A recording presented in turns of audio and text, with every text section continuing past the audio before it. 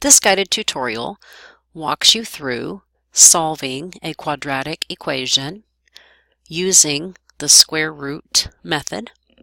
I am using page 479 of your eText if you would like to open that. I'm also looking at the problem solve x minus 13 squared equals 2. So the first thing I'm going to do is go to my graphing calculator and click the y equals button, and I'm going to type in x minus 13.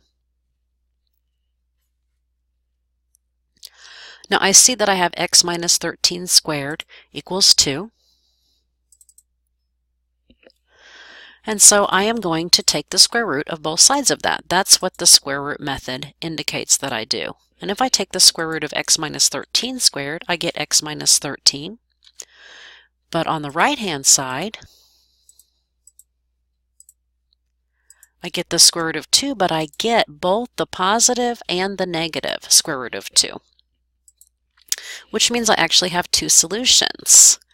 I am going to add 13 to both sides, and I'm going to get x equals either the square root of 2 plus 13, or I'm going to get the same thing, only I'll have a negative square root of 2, and so I'll have x equals the negative square root of 2 plus 13. Those are my two solutions using the square root method. How will I use a graphing calculator to verify this work?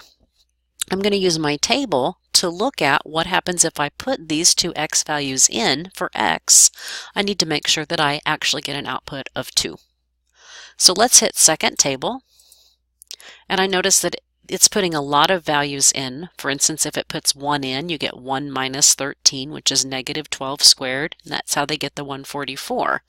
But I'm interested in putting in these two values, and in order to do that, I'm going to go to second, and this window button will be my table set, and I need to be able to put in my own x value.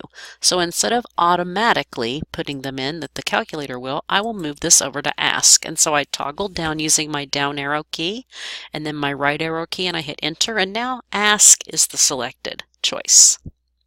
What happens then when I go back to second graph in order to open up my table is I'm now allowed to type in a specific x value. So I want to try the square root of 2 plus 13. Enter, and I do get a y value of 2. So that is a solution. And I also want to try the negative.